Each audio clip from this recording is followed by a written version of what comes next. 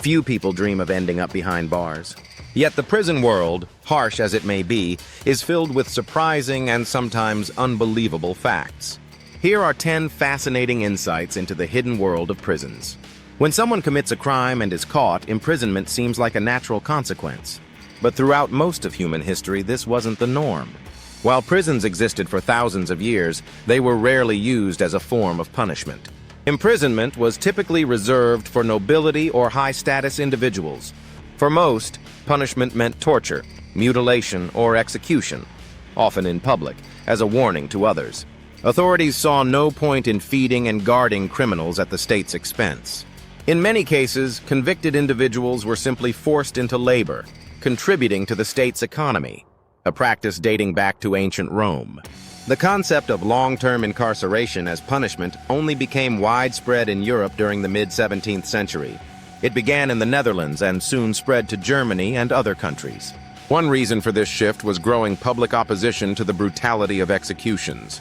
Public punishments didn't seem to deter crime. In fact, thieves often operated during the executions themselves, picking pockets in the crowds.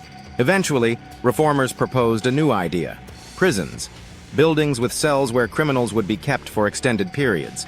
The hope was that isolation would rehabilitate offenders and discourage future crimes. This system also offered the benefit of reversibility. Unlike execution, imprisonment allowed wrongful convictions to be corrected. Early European prisons, however, were horrifying. Tiny, damp cells where prisoners couldn't even lie down. Such conditions led to madness and self-harm, prompting gradual improvements in prison standards. Today, prisoners often have significant free time, and some use it to invent surprisingly creative devices. Inmates have crafted thousands of weapons, often referred to as shanks. These can be made from sharpened spoons, metal scraps, or even toothbrushes. One disguised shank was hidden inside a wooden cross and hung openly in a prison workshop. Even candy has been turned into a weapon, melted and fused into a hard, sharpened form using foil and heat. Canadian inmates once built a working crossbow from toothbrushes, lighters, fishing line, foil, and other materials. They even crafted arrows from ear swabs and wire. The weapon was capable of firing up to 10 meters. Thankfully, it was discovered and is now displayed in a museum. Despite strict controls, inmates often obtain forbidden items, especially drugs. Sometimes, prison staff smuggle them in for profit. Other times, packages are tossed over prison walls and picked up later. In more bizarre cases, animals are used as couriers. In one Brazilian prison, a cat was caught with tiny pouches of drugs, phones, and chargers strapped to its body. The cat was unharmed and later taken to a shelter. There are even stories, though likely exaggerated, of trained cockroaches smuggling cigarettes through tiny cracks. Escaping prison is a topic worthy of its own documentary, but one clever escape stands out. In 1962, 2 inmates at the infamous Alcatraz prison created realistic papier-mâché heads using stolen paint, hair, and toilet paper. On the night of their escape, they placed the heads in their beds to fool guards during head count. They slipped out through a vent and tried to sail to freedom using a makeshift raft, but were never seen again. The fake heads are now preserved as historical artifacts.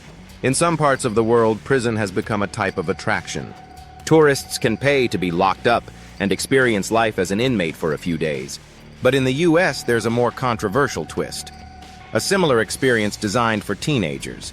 Parents pay to send their children to mock prisons run by real correctional officers. The goal is to scare troubled youth away from crime by exposing them to the harsh realities of prison life.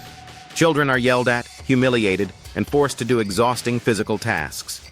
They even speak to their parents through glass on a prison phone.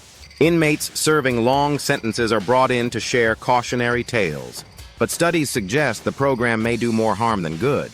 Participants are just as likely to commit crimes later as their peers.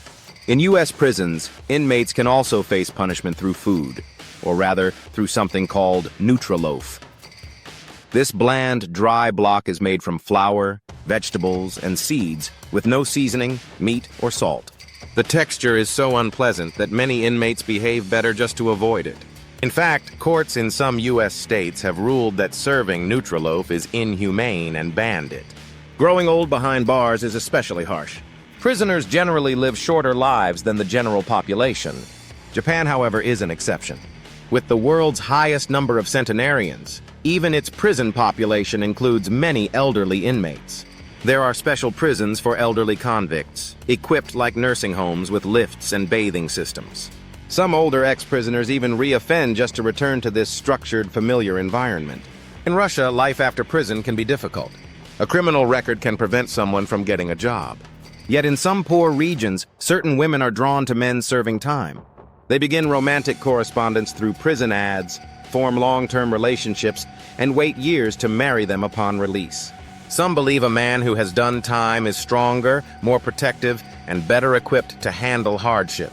In contrast, China offers a strange twist on prison labor. Inmates there have reportedly been forced to farm virtual currency in online games. They play games like World of Warcraft for hours, collecting digital money that is then sold for real cash. The profits go to prison officials, while the inmates receive minor perks. Although some prison leaders have been prosecuted, the practice continues. As society progresses, cruelty is less tolerated, and some nations have pioneered humane alternatives. In Scandinavian countries, especially Norway, prisons are designed not to punish but to rehabilitate. Cells look more like modest hotel rooms, equipped with TVs, fridges, and comfortable beds. The idea is that the punishment lies in the loss of freedom, not in suffering. Guards treat inmates with respect, often forming friendly bonds that continue after release. Inmates cook their own food, socialize, work, and even receive education. And it works. Norway has one of the lowest recidivism rates in the world. However, scaling such a model in larger countries like the US or Russia is far more difficult. In these countries, a massive number of inmates are serving time for minor drug offenses. Reforming such systems would require deep changes to both laws and infrastructure. So what does the future of punishment look like? Thanks for watching this video until the end. Don't forget to like and subscribe. Hope to see you again soon.